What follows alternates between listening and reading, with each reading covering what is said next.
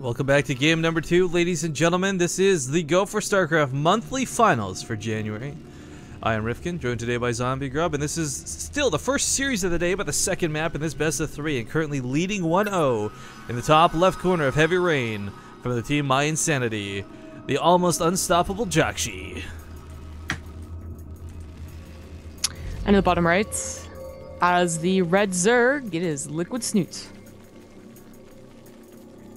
I don't know, just part of me, it gets, I want like all Liquid players to be like blue all the time, no matter what. Like, really gets to you, man. it does, and there's no reason for it whatsoever. It's just like one of those little ticks, you know? Well, My Insanity is like blue. Yeah, but they're right? like light blue. I mean, look at the logo, it's right there. How cool would it be? Okay, real talk, why is black and white not an option? Dude, real talk, seriously. That was my favorite.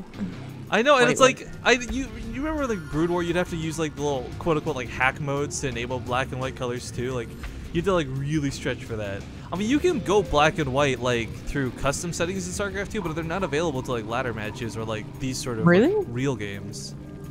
I remember playing as white in Brood War. Because there was actually like a white. White was the what was that? Yeah, the Dominion people or whatever. Yeah. Or Edmund Duke's people. I can't remember. Maybe it was because it was on the N64. I don't know. What? You played StarCraft on the N64? Yeah, that was like my only experience of StarCraft up until I was like 18. What? I played StarCraft on the N64 like once, and I got so mad because I guess I had played on the computer beforehand, so maybe that ruined it for me. Yeah, but yeah. I was like, right? you can't play this. This is absurd. This is impossible to play. See, I didn't have like a thing to compare it to, I guess. So it just seemed like that was the way it was supposed to be. Like I love of God, I can't remember how because like you use like the yellow for like the control groups or whatever. I'm like, you know, whatever uses that third stick in the N64. Yeah, the C buttons or whatever. But small note, this is not a wall off here, Joshy's. No, it's not. I thought that was for a second. So, well, I guess it's not really you know gonna why? affect Hold this on. game. Hold on, you know why? Because this is the map where you actually shouldn't go 14cc because the command center doesn't fit. Like, you usually put it where the barracks is, but the gas geyser blocks it. Oh, okay, yeah. Yeah. I was gonna say too, because there's also the slightly larger natural one where you need that extra depot to completely wall it off. Yeah, it's actually a really like BM map. Well, this is like the one time too where like Snute would have been perhaps really good going for like really early circling cheese or something, but. Right, yeah. See, I mean, no one ever does it, but this would be a map that, like, if you know that someone goes 14cc all the time, like, I don't know, Flash, like, go for it. You say no one ever does it, but I guarantee you if this was, like, Bly instead of Snute, we'd probably see those early lanes already across the map.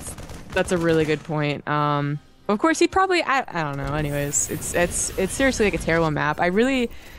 I don't know if it's either like on purpose too. Like, does Blizzard know that they blocked a 14cc on the high grounds? There's a lot of incidental things Blizzard's done too. Like, you remember on Neoplanet S, you get like totally screwed through like the cannons and the geysers and stuff.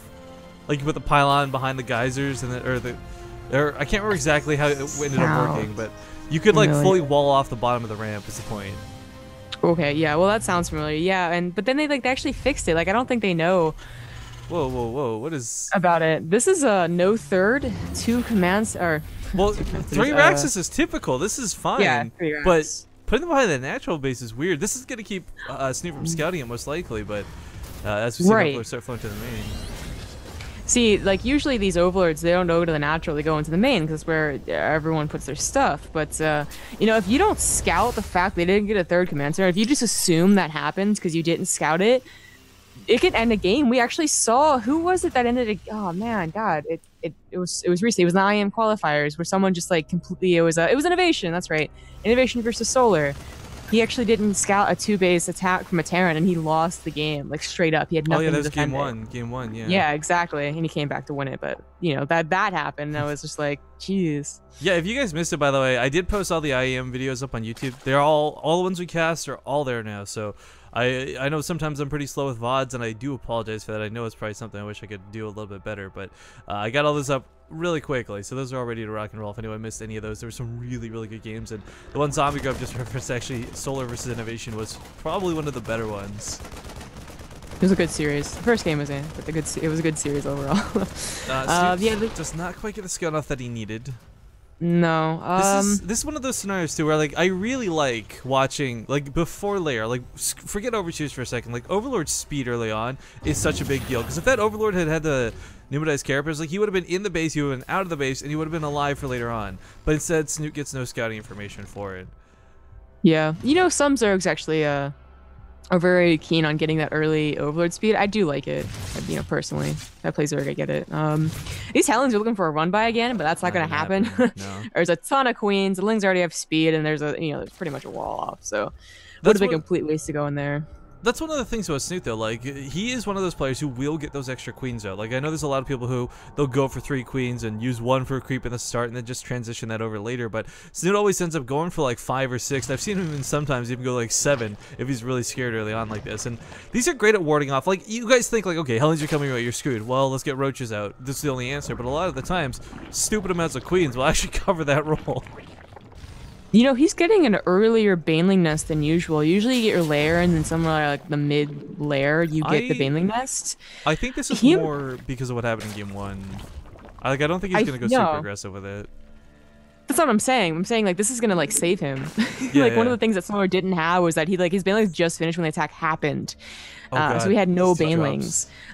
Now, well, okay, the drops would be hard to deal with, but you know, now that they have any Banelings at all, like if you can just make them, and buy some time, that he might be okay with his attack. I mean, Jjakji should do something with it. Or he has to actually justify it.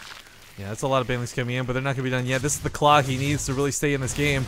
Zerglings and Queens alone won't cut it, especially against the Hellions, and the Hellions are already on top of the Banelings. So I think a lot of these are going to die. He's okay. He's got to take care of the Hellions. Widowmine's going to go off, but you're right, with the Banelings hatching here in just a second, Snute should be able to push this back. Oh my god, that Widowmine. Oh my god! Monster kill! That could be a game for Snute right there, guys. He has nothing behind this. That was every single Baneling. How many kills does Widowmine have? Up to 7. That was so many killed. That was his lifeline, man. Like that, if all those were alive, that army would be dead.